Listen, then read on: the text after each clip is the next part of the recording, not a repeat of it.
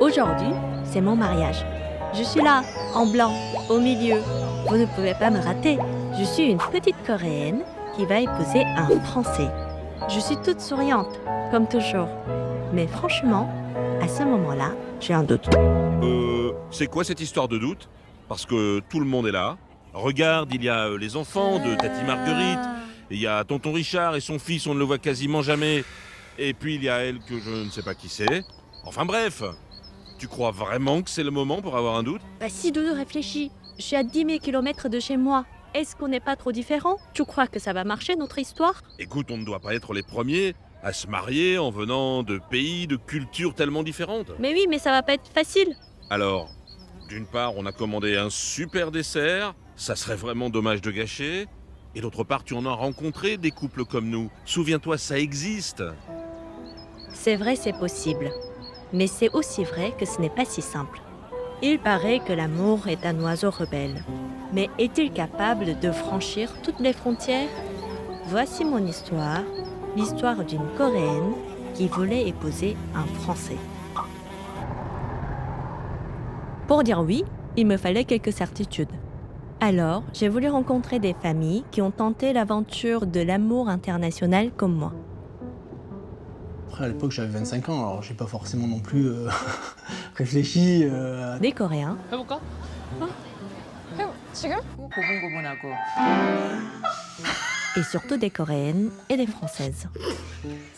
Deux cultures tellement différentes, N'importe quoi. comment ont-ils réussi ou raté ce mélange? Quelle aventure. Dans ce film, il y aura des vedettes, il y aura des matchs de foot, il y aura une sociologue d'une université très prestigieuse, il y aura même mon chien. Et surtout, il y aura moi qui cherche dans ce grand voyage à construire une vie entre la France et la Corée. La première personne à laquelle j'ai pensé, c'était Ida Dossi. C'est avec elle que mon histoire avec la France a commencé. J'étais à l'école primaire à Séoul. À la télévision, il y avait une vedette qui présentait beaucoup d'émissions.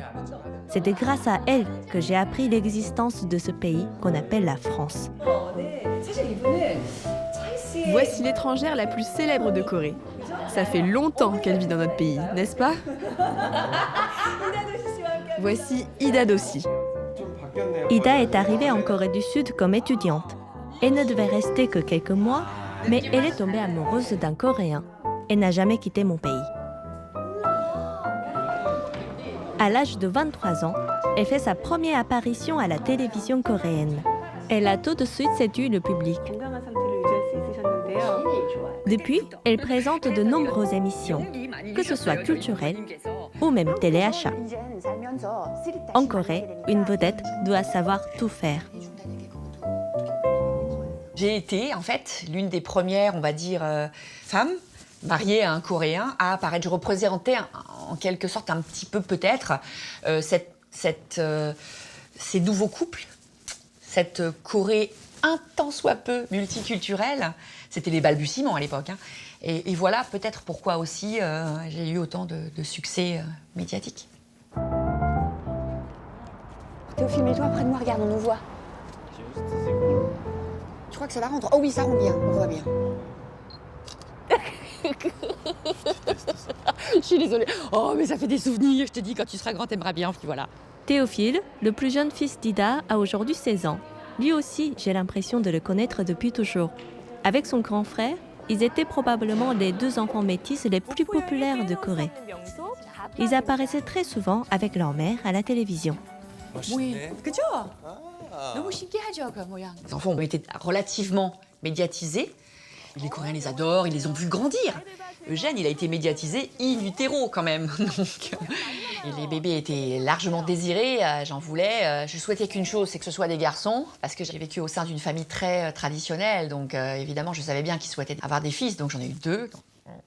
Et puis ensuite, je souhaitais qu'ils soient le plus typé possible, qui ressemblent vraiment à des Coréens pour avoir le moins de problèmes ultérieurement dans leur adaptation localement. Aujourd'hui, Ida emmène Théophile dans la nouvelle attraction de Séoul, l'immeuble le plus haut du pays. C'est plus la honte, là. 120e étage, Théophile. Les toits de Séoul, tu te rends compte un peu, on pourrait faire des tas de choses sur tous ces toits. 1, 2. Hop. Bonjour madame, Bonjour monsieur. je vous ai vu plusieurs fois à la télévision. Je suis content de vous rencontrer. Moi aussi, moi aussi. C'est la rançon du succès. Tout le monde veut une photo avec Ida. On peut prendre une photo s'il vous plaît? Merci. C'est votre fils? Oui, oui, c'est mon deuxième fils. Oh, il est très beau.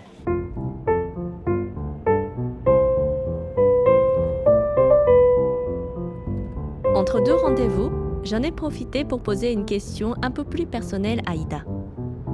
Si cette jeune fille vient vers moi en me disant je vais me marier avec un Français, voilà, donc l'élément mariage rapide, pourquoi faire? Pour un visa, là je lui demanderais je lui suggérerais de réfléchir un petit peu plus. Ensuite, l'élément avec un Français plus âgé, divorcé, avec des enfants, pour moi ça c'est pas un problème. Chacun fait ce qu'il veut. Je me sens qu'en France on est bien placé pour afficher cette liberté-là, hein, à commencer par notre président déjà, enfin bon, tout le monde. En France on fait ce qu'on veut, on aime qui on veut quand on veut. C'est pas un problème, ça.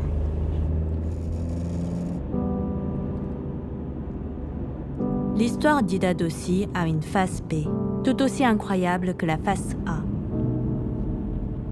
Il y a 8 ans, Ida a divorcé avec son mari coréen. Comme elle était une vedette, ce drame familial a fait la une des journaux. Elle a même dû s'expliquer en conférence de presse. Après la famille multiculturelle, elle est devenue le symbole du divorce multiculturel.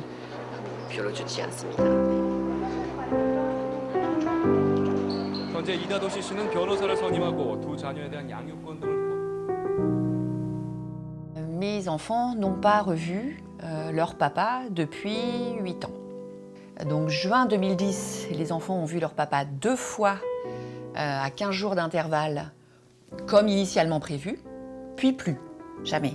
Il a coupé les ponts, il a disparu du scope et n'a plus jamais recontacté ces garçons. Je pense que c'est dans la culture locale. J'ai souvent vu, hein, en cas de problème personnel, tant professionnel que sentimentaux, quoi que ce soit, hop, les gens partent. Comme si on évitait tout et que les problèmes disparaissaient. Ida a dû affronter toute seule toutes les normes de la société coréenne. Et moi, je la trouve très courageuse. J'ai pensé à partir, moi aussi. C'est pas la première pensée qui m'est venue, mais quand j'ai divorcé, ça n'était qu'un divorce, mais j'en ai pris plein la tête. Plein la tête. Ça a été extrêmement féroce. Et je suis passée du statut de petite chérie de la Corée au statut d'étrangère énervée, de passionnariat, de... Alors, tant que je rentrais dans les codes avec un papa, une maman, 2 beaux enfants, tout allait bien. Mais dès qu'on sort des codes, rien ne va plus. La viande, attention, attention. Tu veux bien couper les petits légumes, s'il te plaît? J'ai tout lavé, là. Ok. Tout petit, émincé. Et puis ça, c'est pour la... Je vais me faire la samjang. J'ai pris un petit peu de viande. Donc, oignon. Un petit peu d'oignon, un petit peu de poireau. Tu laisses le pouchou, on va le mettre dans le bibimbap. Ok? Pas trop, il y a qu'un tteokbokki. Hein. Ouais. L'oignon émincé, pareil. Ouais, un tout petit morceau pour la soupe. Un petit peu. Il y a que ce tteokbokki là. Bon, j'ai toujours eu une vie relativement médiatisée. J'ai essayé de les protéger, mais Eugène était toujours partant pour faire des plateaux télé, pour faire des jeux avec moi, pour participer. C'est pas son truc à lui. Les médias, parler devant les gens, etc. C'est vraiment pas son truc. Non, c'est pas ça. C'est pas forcément ça. la barrière de la langue en fait. Parce que j'ai du mal avec le coréen, comme toujours. Et on m'a souvent dit que quand j'étais petit, je parlais mieux coréen que mon frère et que j'avais aucun mal avec ça. Mais je sais pas comment expliquer ça. 엄마가 바게트 판 끝에만 먹어요. 그래서 나도 이거 먹고 싶어요. Avant, il y avait un équilibre. Avec le papa, on parlait systématiquement coréen. Avec moi, on parlait systématiquement français. Tous ensemble, systématiquement coréen. À l'école, ils parlaient français. Avec la mamie, avec la nounou, tout en coréen. Donc il y avait un équilibre des langues respecté et quasiment parfait. Donc à 5 ans, il parlait coréen comme tous les petits coréens de 5 ans. Et au moment du divorce, il a fait un gros braquage, un gros blocage sur la langue et la culture coréenne. Et quand on lui parlait, quand la nounou lui parlait coréen, il comprenait tout, évidemment. Mais ne répondait qu'en français. Quelle aventure. Ça fait longtemps qu'il les a pas vus. Alors maintenant, comment la société coréenne les perçoit-elle, elle? Parce que depuis tout petit en Corée, on les envisage comme des étrangers en leur pays. Je trouve ça dommage. Et je vois bien que finalement, toute naturalisée...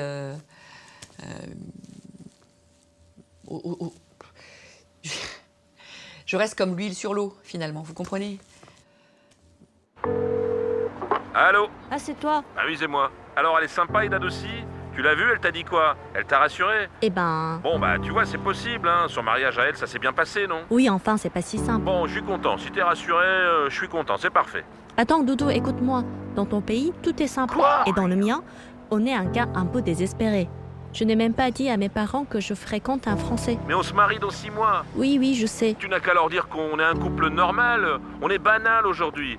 Explique à tes parents que la conséquence de la mondialisation, c'est nous. Allô? Allô? J'étais tellement désespérée que je suis allée voir une sociologue française. Voilà, Madame Colette. Vous êtes sociologue spécialiste de la mixité conjugale à la Sorbonne. J'ai besoin d'arguments pour rassurer mes parents et pour leur expliquer que le mariage international, aujourd'hui, c'est banal. En 2015, 14% de l'ensemble des mariages conclus en France étaient des mariages franco-étrangers. Si on ajoute aux chiffres les mariages célébrés à l'étranger, 27% de tous les mariages conclus en 2015 étaient des mariages franco-étrangers. C'est devenu un peu banal, c'est devenu courant. Mais malgré la tolérance qui se développe, ces couples affrontent toujours une certaine désapprobation. C'est-à-dire au moment où ils vont s'établir ensemble, ils sont confrontés à des remarques, des réflexions qui finalement reprennent les stéréotypes qu'on a à l'égard de certaines minorités, à l'égard de certaines populations immigrées.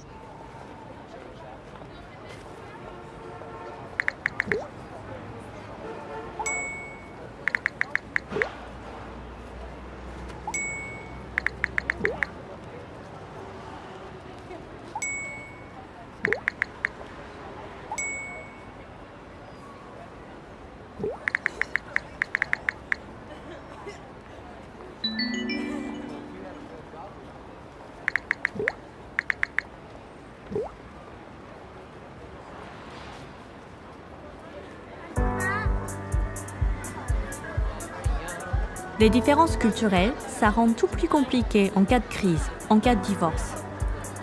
Mais ça rend aussi la vie un peu plus intéressante quand on se rencontre.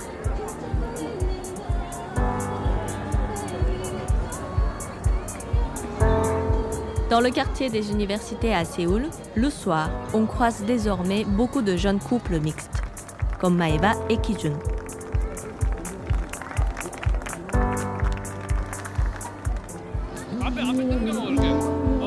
8 mois d'amour, de gestes toujours attentionnés et de curiosité l'un pour l'autre.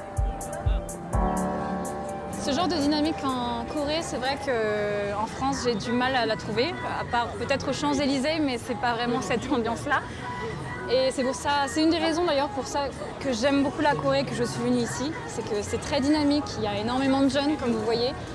Les magasins sont ouverts jusqu'à au moins 22h, 23h des fois. Regarde, c'est trop mignon. Je vais essayer. 한번 해볼래? 아니야. Attends. 이렇게. Vas-y, essaye. 어떻게 해야 돼? Comment ça marche? 진짜? Vas-y, appuie. Ça marche ou pas? Il faut appuyer fort. 아니야, Attends, regarde ça. 아, 저는 한국에서 태어나서 한국에서 Moi, je suis né en Corée. J'ai toujours vécu en Corée. 네, 별로 없다고 생각했어요. Je ne pensais pas qu'il y aurait autant de couples comme nous, j'avais tort. Depuis qu'on est ensemble, naturellement, je m'intéresse plus aux couples franco-coréens autour de nous. 많이 접하게 돼요. Il y en a beaucoup. C'est vrai qu'au tout début de notre relation, je lui ai dit je connais bien la Corée, je parle coréen, je vis en Corée, je ne vais pas quitter la Corée. Mais si on doit aller très loin dans notre relation, il y a peut-être une petite condition. J'aimerais bien en fait que tu sois un tout petit peu curieux de ma culture, que tu la découvres en fait et que tu comprennes qu'on n'a pas forcément la même culture et que je ne peux pas m'adapter à 100% à la culture coréenne. 노틀담. Notre-Dame. 노틀담. 노틀담. No, 노. tre, dame. 노틀담. Un choix? Tu n'as pas froid? Ça va. Et toi? Ça va. 가방 다 챙겼지? Tu as pris ton sac? Oui, j'ai tout. Après 8 mois de vie de couple, ils ont déjà décidé de se marier. 결혼식을 만약에 결혼식 Dis, maintenant, il faudrait que l'on décide de l'endroit pour le mariage. 때 On pourrait partir tous les week-ends pour repérer les lieux. Ça nous ferait des petites sorties en amoureux. 그러네. Bah oui, c'est une bonne idée. 진짜 시작. Ça y est, c'est parti. Donc, ton mec, il est français. Oui, papa. Et il a des cheveux? Oui. Parce que quand je suis allé en France, il y avait beaucoup de gens qui n'avaient pas de cheveux. C'est inquiétant. Il a des cheveux. C'est très bien, ça. Bon, mais il a d'autres problèmes. S'il a des cheveux, c'est sûrement un mec bien. Après tout. Un soir, dans une rue de Séoul, je retrouve Karim. Hélas, il n'a pas beaucoup de cheveux non plus.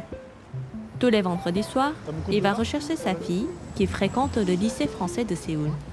Yuri, il est en train de venir avec mamie. Je préviens tout de suite. Son histoire est assez compliquée. Donc, mon père est algérien et ma mère est française. Donc c'était peut-être prédestiné pour moi de continuer dans cette ligne. Pour les Coréens, mon origine n'est pas du tout...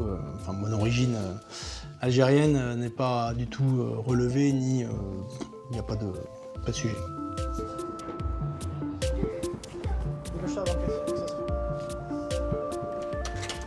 Karim est arrivé en Corée du Sud alors qu'il était encore étudiant. Le pays lui a permis de réussir une très belle carrière professionnelle. Après 10 ans de mariage, Karim a divorcé de son épouse coréenne.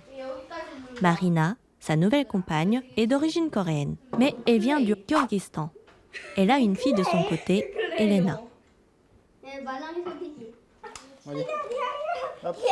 Les 12 enfants de Karim vivent aujourd'hui avec leur mère et leurs grands-parents. Ils viennent seulement passer le week-end avec leur père. Une configuration familiale assez difficile à comprendre pour les Coréens. Maintenant, il va te le manger avec le pion. Lui. Il va te le manger avec le petit. Les Coréens, ils sont un peu perdus, en fait, parce que du coup, quand ils nous voient, on est 5. Donc, il y a un gars qui a une tête de Français et il y a une fille qui a une tête de Coréenne, mais qui parle russe. Et puis, au milieu, il y a 3 enfants. Donc, il y en a 2 qui ont des têtes de franco-coréens et une qui a une tête de Coréenne. Et alors, du coup, ils ne savent pas trop qu'est-ce qui se passe, en fait.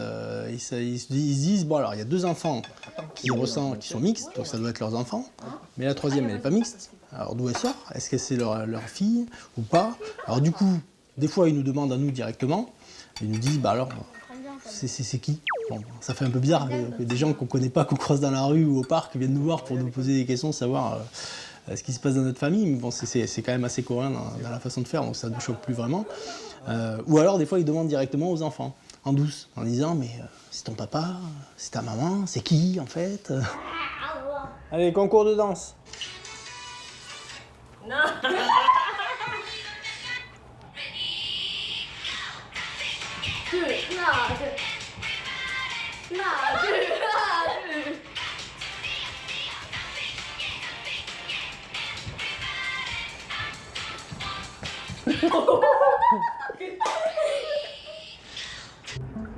Cela fait désormais 14 ans que Karim vit en Corée.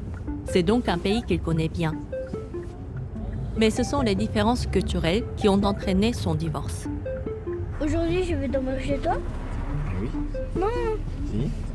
Ah, je veux pas. Si. Et tout à l'heure, on passera chez maman pour chercher ton sac pour faire les devoirs. Il y a un gros problème qui court encore aujourd'hui alors que nos enfants ont presque 10 ans et 7 ans. C'est le fait de dormir avec les enfants. C'est-à-dire que beaucoup de couples en Corée ne dorment plus ensemble, une fois qu'il y a des enfants qui sont arrivés dans le couple, et la femme dort avec les enfants. Et du coup, moi, j'ai jamais compris ça, et surtout, ça pose des problèmes, parce qu'après, par exemple, quand ils viennent chez moi, ils me disent « Oh, on veut dormir avec toi ». Je dis « Bah non, je dors pas avec toi ». Aïe, attention. Pour Karim, une autre différence a été particulièrement mal vécue. En Corée, les grands-parents s'occupent des petits-enfants dans 97% des familles dont les parents travaillent. Le schéma assez classique dans les couples coréens, c'est que l'homme travaille et la femme travaille au début, et puis quand elle a des enfants, elle s'arrête de travailler. Nous, en tant que Français, ça peut nous paraître quand même assez bizarre, surtout quand c'est systématique. Et moi, mon ex-femme, quand on a eu notre deuxième enfant, du jour au lendemain, elle est arrivée en me disant « J'ai arrêté de travailler et je veux m'occuper des enfants ». 1, 2, 3, kimchi. D'une part, ça m'a surpris, mais d'autre part, elle me dit aussi que sa mère allait venir habiter avec nous. Donc là, j'ai dit, mais je comprends pas, parce que si tu arrêtes de travailler, pourquoi ta mère doit venir habiter avec nous? Donc au final, j'ai jamais vraiment donné mon accord pour que mon ex-belle-mère vienne habiter avec nous. Ceci dit, elle est venue, et puis après, j'étais plus vraiment chez moi.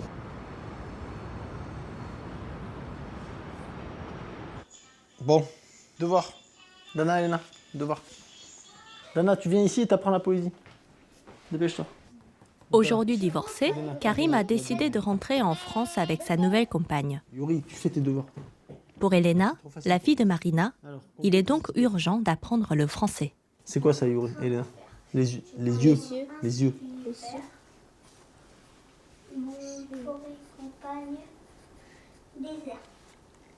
Ça, c'est quoi? Mes chevaux sont fatigués, je rentre Et alors? Les oreilles. Yuri, je te dis de faire ta dictée. Bah attends, je suis occupé là. Aïe aïe aïe, 공부 안 했어? 아니, 그때 결석해서 잘 몰라요. Le bras. Le bras. Le ventre, c'est où? Le ventre. En février, on part avec Elena. Dana termine l'année scolaire ici et nous rejoint cet été pour commencer l'année scolaire en France en septembre. En fait, Et Yuri, quoi? je dois écrire un coran, mais j'ai pas de place. Eh ben, tu tournes la page. Oh. Hop. Et Yuri va rester encore un petit peu avec sa maman en Corée parce que pour l'instant, il veut rester avec maman. Donc, il va rester 1 an ou 2 ici et puis il nous rejoindra, je pense, quand il sera en CM1 en France. Il y a quand même 10 000 km de distance, donc c'est un peu compliqué d'alterner un week-end sur 2, quoi. Donc c'est sûr que c'est pas forcément la solution optimale, mais bon, on n'a pas de solution miracle pour l'instant, quoi. Papa, je te fais la poésie. T'es sûr? Vas-y. La chevauchée. Certains, quand ils sont en colère, crient, trépignent, qu'est-ce que faire. Mais moi, je n'ai pas tous ces défauts. L'avantage, c'est que vu qu'ils sont dans des écoles françaises à l'étranger et qui sont homologuées, en fait, ils suivent exactement le programme français. Bon, après, c'est sûr qu'il va y avoir peut-être un temps d'adaptation sur le fait que ici, ils sont assez peu nombreux dans les classes. Ils sont entre 12 et 15 par classe. C'est quand même un environnement un peu privilégié. Mais je veux aussi, c'est ça qui est important pour moi aussi, c'est qu'ils connaissent la vraie vie en France, pas que la vie de fils d'expatriés ou de filles d'expatriés en Corée, aller dans des écoles où ils sont 12 par classe. Je n'ai pas envie qu'ils aient que ça en fait comme référentiel dans leur vie. Une fois que Karim a pris sa décision de rentrer en France, Marina a dû faire un choix. Rester en Corée où elle a construit une vie professionnelle ou partir pour la France, ce pays dont elle ne connaît rien.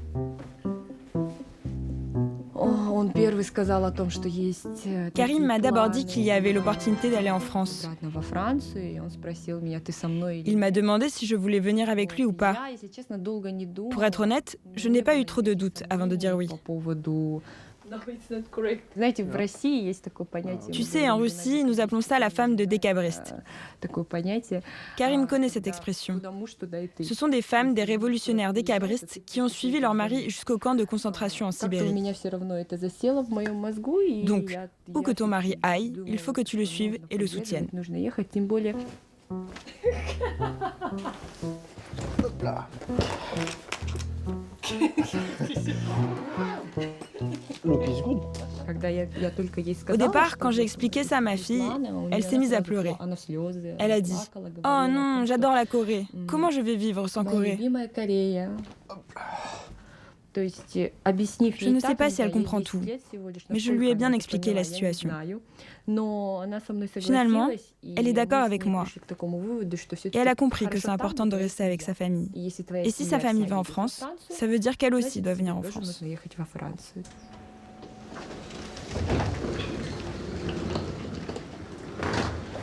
Karim part en premier vers la France. Marina et sa fille suivront dans quelques jours. Ok. Bon voyage. Yes. How right you wanna arrive? Ok, ça marche. Bye. Bye.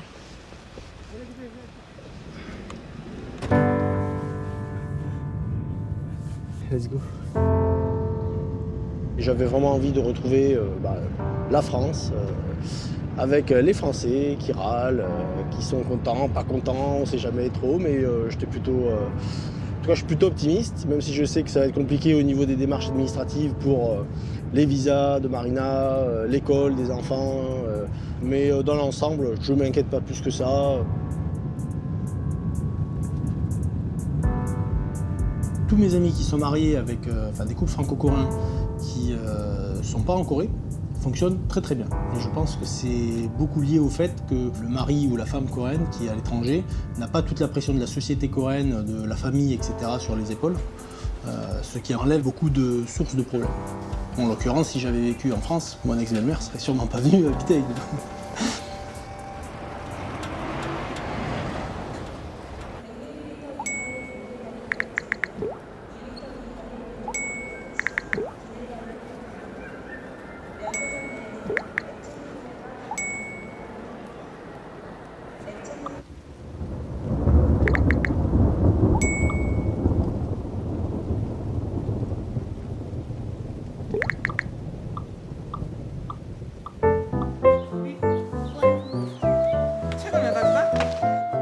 Jion, c'est la première Coréenne que j'ai rencontrée à Lille.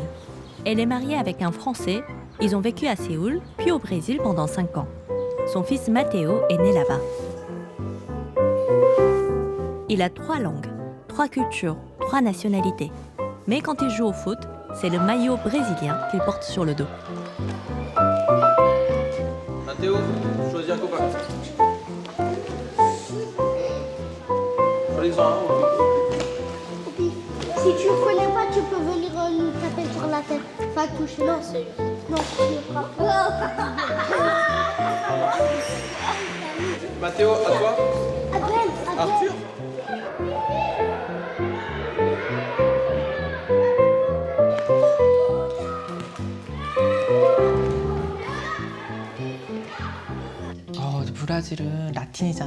Vous savez, au Brésil, l'esprit est très latin.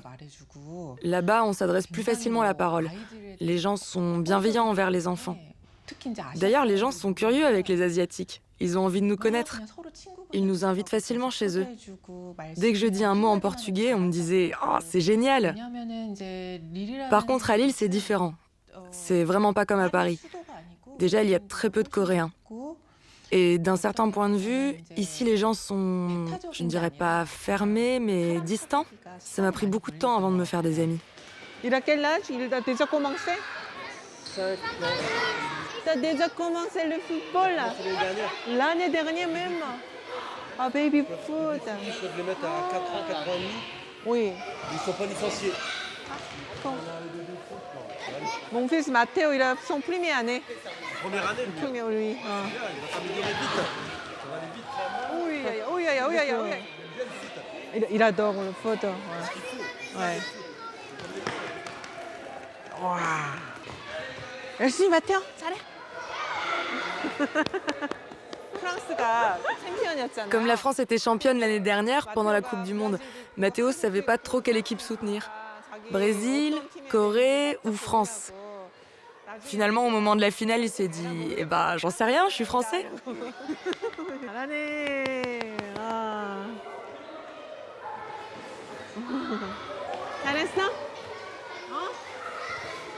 잘했어? 정말 많이 바뀌었어요. 다른 사람이 된 것 같아요. J'ai eu l'impression de devenir une toute autre personne quand mes enfants sont nés. 나는 세계 사람. Avant, je me voyais comme un citoyen du monde, sans aucune identité nationale. 나 나름대로 살면 Mais 된다는 devenir une mère m'a fait finalement beaucoup réfléchir sur ma propre identité. 정체성에 대해서 한 번 더 생각하게 되는 거예요. 이 문화적인 Bien sûr, il y a la différence culturelle. J'ai appris comment élever un enfant par ma mère et mon mari grâce à la sienne. 우리 신랑은 Par exemple, quand le bébé est arrivé, je me suis acharnée à le couvrir, à le mettre en cocon, à le protéger. 써야 되는데 계속 싸야 되는데. J'ai réalisé que j'étais en train de faire tout ça sans savoir forcément pourquoi. Par exemple, quand mes enfants ont la fièvre, eh bien, j'essuie leur front avec une serviette mouillée. Ou quand ils ont mal à la gorge, je leur fais manger de la poire. Tout ça, je l'ai appris par ma mère. Et là, il y a mon mari qui arrive et qui me dit « Mais ça sert à rien, faut l'emmener chez le médecin. »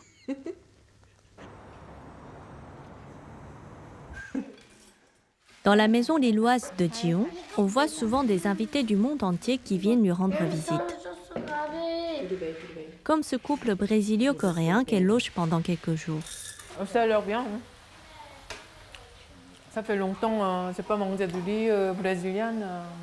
Et ça me manque beaucoup. Dans la vie d'une famille multiculturelle comme celle de Jion, il a fallu s'organiser pour le mariage, le langage de la famille, le pays où l'on vit, etc.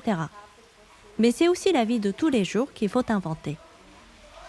La question la plus importante est peut-être qu'est-ce qu'on va manger ce soir? Déjà en France, à Lille et à Marseille, on ne mange pas la même chose. Donc imaginez la différence entre Lille et Séoul ou entre Lille et São Paulo. Dans la cuisine de Jion, c'est cette variété culinaire improbable qui s'est installée. C'est vrai que les enfants sont habitués au goût brésilien. Des fois, ils me demandent de cuisiner brésilien, sauf que c'est pas facile de trouver des ingrédients ici. C'est pour ça que je demande à mes amis brésiliens ou alors à mon mari quand il se déplace pour le travail. On mange de la nourriture de tous les pays du monde, mais principalement de France, de Corée et du Brésil. La cuisine, ce n'est pas que la nourriture. C'est aussi des souvenirs d'enfance qui y sont liés. Chaque fois que je vois la spatule avec du riz, ça me rappelle une vieille histoire coréenne. Vous la connaissez, les filles? Il était une fois deux frères, l'un très riche et l'autre très pauvre. Un jour, le deuxième est allé voir son frère car il avait vraiment très faim. Mais l'aîné, qui était très méchant, lui a donné un coup de spatule sur sa joue en disant « Allez, prends ça si tu veux du riz ». Il a tapé et il a dit merci beaucoup, je vais manger ce riz. Il y avait du riz.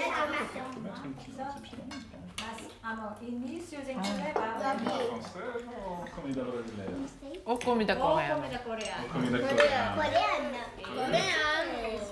Moi, je suis pas pour forcer le trait et leur dire tiens, quand vous êtes coréen, il faut absolument que vous vous intéressiez à la Corée, à la langue. Mais ça vient quand même assez naturellement par la culture. On a un peu aussi aidé de nos jours parce qu'honnêtement, la Corée a maintenant une image positive dans le monde, en France, pour les jeunes aussi. Personnellement, je pense que pour quelqu'un qui a été élevé en France, même s'il a un bout de culture coréenne, s'installer en Corée, je pense que c'est difficile et que ça restera difficile. Mais on verra comment ça se passera. C'est très possible que d'ici une quinzaine d'années, il y ait beaucoup plus de choses à faire en Corée qu'en France. Et je pense que c'est important qu'ils aient l'opportunité et qu'ils puissent décider. Depuis qu'elle est mariée avec Frédéric, Jion emmène ses deux petits canards avec elle. C'est un symbole traditionnel pour les couples en Corée. On utilise le canard pour montrer notre émotion et notre relation de mariage un petit peu. Souvent, le canard, c'est normal comme ça, mais je ne suis pas contente, je fais comme ça. Après, nous sommes à 10 ans de mariage. Et du coup, on voit la même direction. Un petit peu comme ça quand même. Ces deux canards-là ont donc traversé plusieurs frontières avec la famille depuis 10 ans.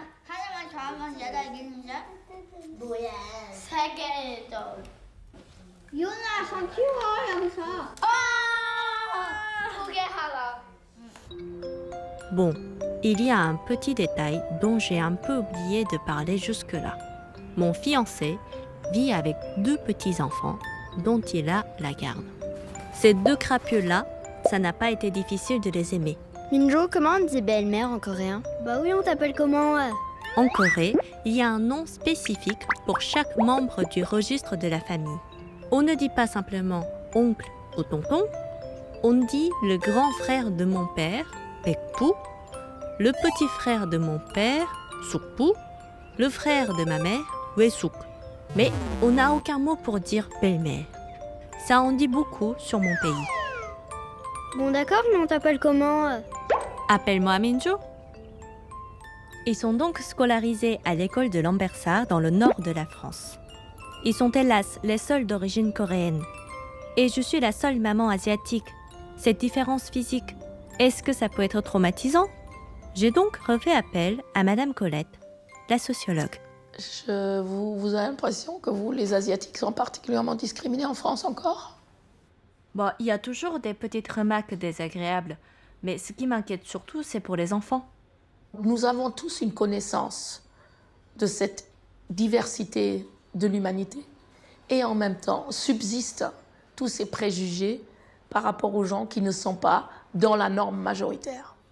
C'est un peu une énigme quelque part. Ça peut être lourd pour un enfant. Ça peut être lourd pour un enfant, mais en même temps, il récupère une vie relativement plus internationale, une ouverture d'esprit, quelquefois aussi des jalousies parce qu'il a plusieurs appartenances ou elle a plusieurs langues. Donc, en général, les enfants, ils arrivent à s'accommoder avec ça, au même titre que pour des enfants adoptés en quelque sorte aussi, qui doivent se justifier, etc., quoi. Quelques mois après notre rencontre, Ji-young et moi, nous avons créé une école coréenne à Lille pour que nos enfants puissent continuer à parler coréen.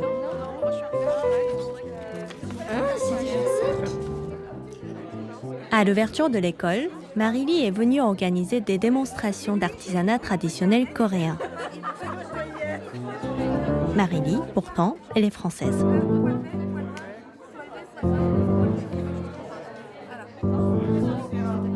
Alors moi je suis adoptée coréenne en fait. J'étais adoptée il y a... Elle avait 5 ans. Elle est arrivée à Orly avec tout un contingent d'adoptés coréens. Cela fait 41 ans. En Corée, quand un couple se déchire ou quand un bébé naît hors mariage, les enfants sont souvent abandonnés par les parents. Résultat, près de 30 000 petits Coréens issus de ces déchirements familiaux ont été adoptés en France, comme Jean-Vincent Placé ou Fleur Pellerin ou Marie-Lie. Mes parents sont originaires du Nord et on est 7 enfants, dont 3 enfants adoptés en fait. Ma sœur vient du Vietnam, mon frère vient de France mais son papa était d'origine africaine et moi qui viens de Corée du Sud en fait. C'est des bons temps. Salut. Mais c'est bien ma fille.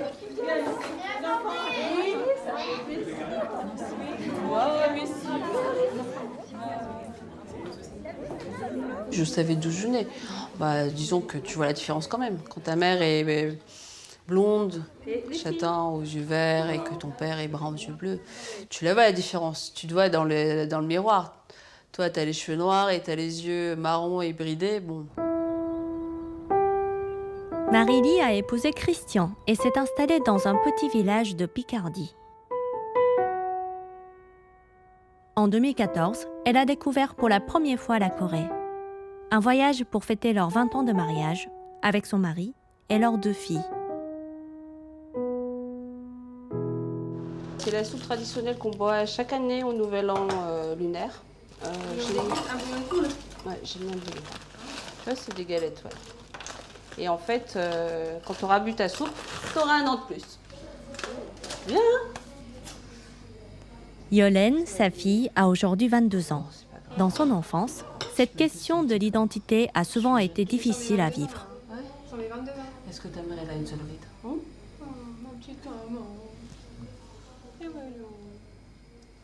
C'est pas que j'arrivais pas à assumer, c'est que j'en ai tellement souffert quand j'étais petite. Tout le monde disait que j'étais chinoise.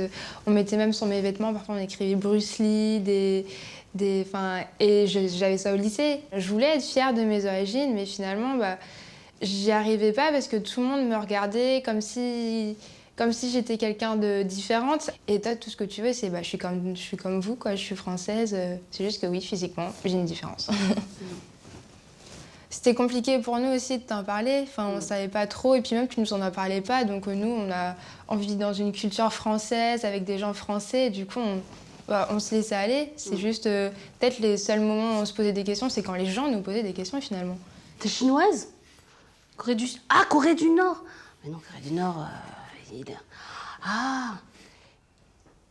Et ça va, enfin... Et vos parents, ils sont comment? Non, mais c'est des questions parfois stupides, quoi. Quand t'as les yeux bridés, tu dors? Non, je dors pas, mais tu vois bien, mais t'es sûre que tu dors pas? Physiquement, je suis pas française, et maintenant, on est fiers de dire que on a des origines coréennes du Sud, et puis voilà, qu'on a voyagé là-bas et que c'est super. Parce qu'avant, on le faisait pas. Ah, maman. Bah, c'est vrai. Vu que t'en parlais jamais, Avant, elle était française. Après le voyage, je suis coréenne. Je suis une femme du coréenne. jour au lendemain, le voyage. Hein, Parce qu'avant, je disais, je suis d'origine coréenne. Maintenant, je dis, je suis une femme coréenne française. Alors... Ah, le kimchi, c'est la vie. C'est trop bon, le kimchi. C'est riche. C'est un mets traditionnel coréen qui permet de manger des légumes toute l'année. Donc, en fait, il faisait du chou fermenté. On dit en Corée que si tu as du riz et du kimchi, t'as un repas. Et ben moi, je suis d'accord. C'est vrai.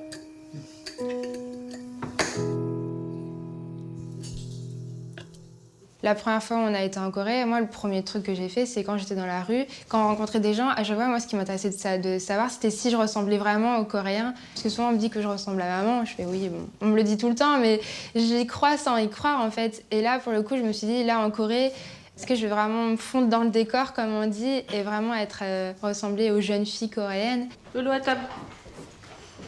Attends. C'est d'esprit à mettre. Merci Seigneur pour ce très bon repas. Que nous partageons tous dans la joie. Après ce voyage, c'est vrai que ça a été la paix, quoi. Ça a été se libérer du passé. Et maintenant, t'es contente de ce que t'as trouvé? Ou tu veux chercher plus encore? Non, j'ai pas besoin de chercher plus. T'as Je fini? suis contente. J'estime que oui, c'est fini. Vous le savez tous, la technologie coréenne est l'une des plus avancées au monde. Voici donc en avant-première une machine qui va analyser ce que vous pensez en regardant ce documentaire. La question est-ce que ça va marcher mon mariage?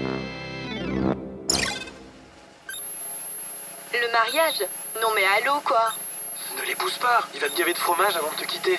Les Coréens, c'est des Chinois ou pas? Il n'y avait pas du foot à la télé ce soir? Bon, dernière chance de vous convaincre. À l'école de coréen, j'ai rencontré Rémi et Minois. 22 ans de vie ensemble, toujours à Lille, avec 2 enfants. Ils avaient des choses à me raconter. Et c'est vrai que la Corée, il y a 20 ans, il y a 20 ans, c'était un pays qui était ignoré par les Français. On savait pas, je pense qu'on savait pas si c'était au sud ou au nord de l'Asie. À cette époque, Jacques Chirac, il était très fan du Japon, donc des étudiants, ils savaient où se trouvait le Japon, mais donc il fallait dire oui, c'est le voisin, et tout ça. Mais sinon, la Corée, c'était un tiers-monde, quoi. Minois est une Coréenne pas comme les autres. Elle a fait le choix de venir en France pour étudier la psychologie française dans les années 90. Elle était la seule étrangère de sa promotion. Il a raison. Personne ne comprenait. Personne. En plus, déjà, psycho, qu'est-ce que c'est? La psycho. Et puis, en plus, la France. De toute façon, ma mère, elle me disait toujours, t'es folle, ma fille, je ne comprends rien du tout. Mais ils t'ont soutenu quand même, ils t'ont soutenu. Mina, t'avais toutes les armes, quoi. T'étais dans une bonne université, avec une famille aimante, avec un grand cercle d'amis, etc. Donc, tout était rassemblé pour que tu puisses faire ta vie en Corée. Il n'y a pas de raison objective à ce que tu quittes. C'est vrai, peut-être cette pesanteur de la société qui peut expliquer... Non, mais effectivement, tous les paramètres étaient rassemblés pour que je puisse travailler à Samsung, par exemple. Mais ce n'était pas mon chemin. Et voilà, c'est ça. Un petit rappel, Samsung domine totalement l'économie de mon pays. Travailler chez Samsung signifie toujours un grand honneur. À mon université, les étudiants qui ont décroché un emploi chez Samsung ont été applaudis par leurs camarades. En fait, elle a laissé toute sa famille pour moi. Et ça te donne finalement à toi une forme de pression. Alors j'y pense pas tous les jours, hein, je te rassure, mais parfois j'y pense et je me dis mince quand même, c'est un énorme déchirement pour elle d'être venue par amour, j'espère, hein, ou par intérêt, je sais pas, peut-être aussi, venir s'installer ici. Le mariage, ça a été fait parce que j'avais plus de carte de séjour. Donc c'était un mariage blanc en fait. Non, arrête. Mais c'est vrai, j'allais être expulsée. Hein. Du coup, bon, allez, il faut trouver un Français. Hein. N'importe quoi. 할머니. 할머니 안녕하세요. 안녕. 거긴 춥냐 지금? Il fait froid? 네. 추워요. 추워요. 추워요? 네. 그 옷 많이 입어야지. Tu dois bien couvrir. 네. 세상에. 그럼 밥은 뭐 먹었어?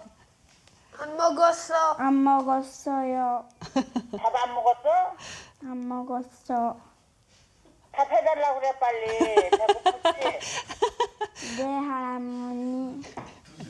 Quand Mina a dit à sa maman qu'elle était enceinte, qu'elle allait accoucher, sa maman, tout de suite, elle est venue. Et il y avait, je pense, pas de discussion possible. Elle devait venir et Mina voulait qu'elle vienne. Quand ta femme est enceinte de 7 mois ou 8 mois, tout ce qu'elle dit, tu dis oui. Donc, bien sûr, on n'avait pas vraiment la logistique pour l'accueillir, mais peu importe, quoi. Donc, oui, effectivement, elle est venue et je pense qu'à ce moment-là, elle aussi, elle a fait un énorme effort, vraiment un énorme effort, parce qu'elle s'est retrouvée toute seule. Dans un pays qu'elle ne connaissait pas. En plus, on est invité dans une toute petite ville, il n'y avait rien à faire. À la campagne, à la campagne. Elle n'était pas très bien parce qu'elle ne mangeait pas comme en Corée, etc. Donc ce n'est pas très, très facile. Mais elle a fait énormément d'efforts et elle est restée 1 mois, 2 mois hein, pour s'occuper de Mina. Et Louis. Et du bébé, bien évidemment. Et c'était pour elle, d'ailleurs, elle n'est plus jamais revenue. C'était un don de sa personne. Elle a vraiment donné 2 mois, elle s'est sacrifiée totalement parce que Mina n'était pas non plus toujours très agréable parce que fin de grossesse, etc. C'était un petit peu compliqué, tout ça. Ouais. Avec tout le monde.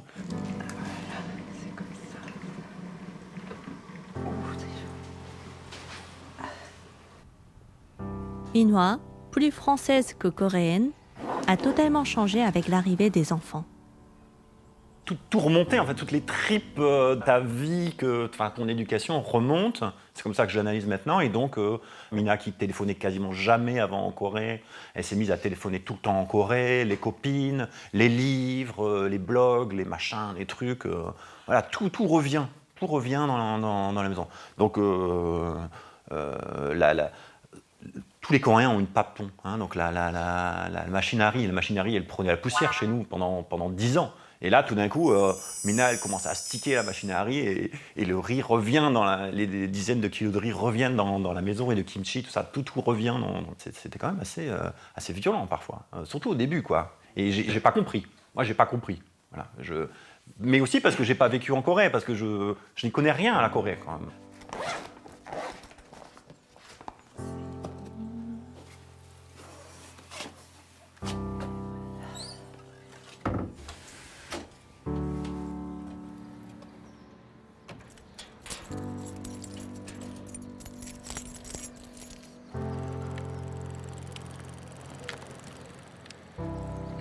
Si t'en as un qui ne sait pas parler la langue, qui ne travaille pas, qui n'a pas de réseau, etc., nécessairement l'autre, il est dominant. Enfin, c'est peut-être pas le bon mot, je ne sais pas comment dirait un sociologue. Et du coup, là, il y a un équilibre qui s'est créé depuis quelques années. C'est pour ça qu'on vit bien ensemble. C'est pour ça que je pense que ça dure aussi, notre couple, au-delà de notre différence culturelle. Parce qu'on a réussi à rééquilibrer en quelque sorte cette balance qui était pendant longtemps finalement déséquilibrée par le fait qu'on était que j'étais moi dans mon pays et qu'elle était finalement elle étrangère.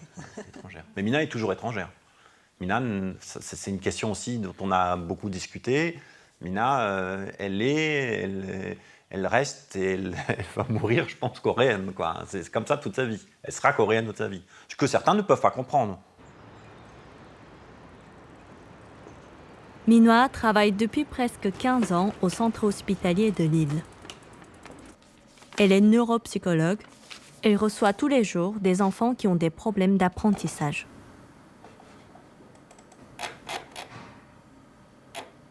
En ce moment, on a tendance à dire que waouh, pouvoir avoir deux cultures, pouvoir parler deux langues, c'est génial. Mais ça dépend ça dépend des personnes, ça dépend des familles, ça dépend des transmissions qu'on a.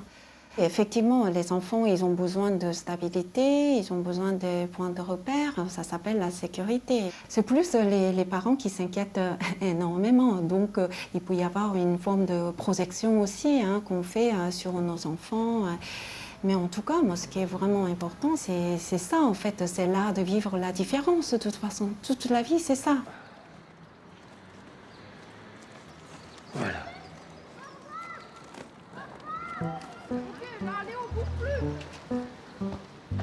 Attention, le ballon, Léo. Bon, voilà. Tu le prends en entier, Léo, ou pas? Vous vous demandez ce que j'ai répondu à la mairie? La réponse est là. 1 an plus tard, sur la plage, une famille recomposée des deux bouts du monde. On n'était pas les seuls sur le sable à s'acharner autour du ballon. Sur la plage de Bredune, les boucles blondes et les boucles brunes tournaient dans le grand air. Un quart des familles d'aujourd'hui mélangent des cultures que souvent tout oppose. Et parfois, c'est vraiment bien.